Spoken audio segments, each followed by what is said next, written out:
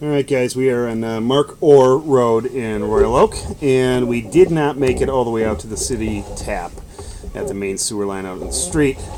As we're pulling back, we see quite a bit of debris. What we're going to be really concentrating on are these areas here. We're looking at joints and lateral growth is what we're trying to figure out. Do we have cracks in the lines is what we're going to be looking for as we go through. But what I'm seeing right now is that we've got pretty moderate growth that's coming through the joints, which is real common. We see that a lot. Those types of growths can be fixed with a cutter, they call it, and it's basically an alligator mouth that kind of goes in and expands. It's called an expansion cutter, and they strip all that out. Now this here, you're about 90% blocked, but that also looks like it's at a joint as well. Our big concern when we see this kind of growth is that we want to make sure, all right, if it's coming back or forward laterally and it's growing into the pipe, that's when we start to get really concerned, because that most of the time means that we have some damage and maybe some hairline cracks in the line, like this one here. So let's push forward a little bit here, since I was not paying attention.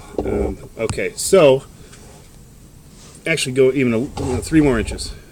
All right, so that's a joint. We don't mind seeing that. Now we're going to come back. We're 3, 5, 10 inches, 12 inches. It starts kind of growing at the joint, but now it's coming back and it's a lateral growth between a section of pipe, which tells us that there's a possibility that we could have a good crack at that top of that line there. This here that we're seeing, that's a little bit of kind of growth back and forth. So ultimately, what the recommendation is going to be when we're done with this particular viewing is that we do the expansion cutter, or they do the expansion cutter. It's about $550, okay, to do that, and then re-camera so that we can see the entire structure of the interior of the pipe, so that we know that it's not damaged.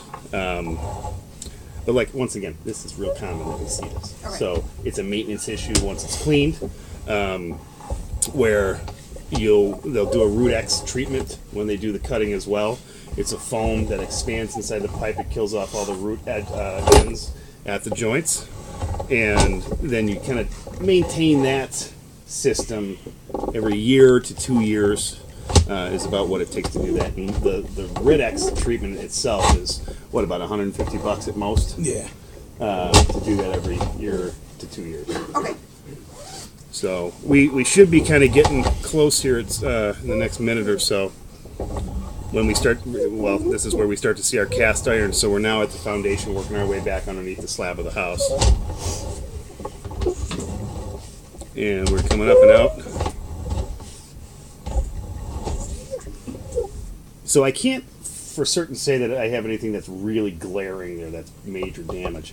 The nice thing about that being just the one section, and Cody will kind of, I would imagine, agree with me, is that it seems like we're kind of halfway to more like 2/3 back towards the house from the street. Right. It'd be a great area, if it is damaged, it'd be a great area to put what we call an outside clean out. Okay?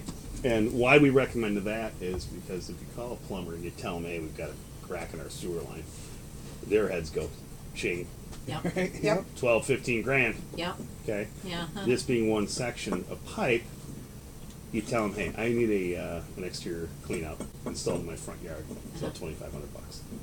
Oh, okay. So they dig down, install a piece of PVC pipe with a stack, and that way, so you ever do have this kind of growth in your lines again, you don't even have to be home when they come and cut or snake the lines. Oh, okay. So they just go in right to the cap, boom. Literally, it's got a it'll have a directional vent on that clean out so that they can go both ways back towards the house and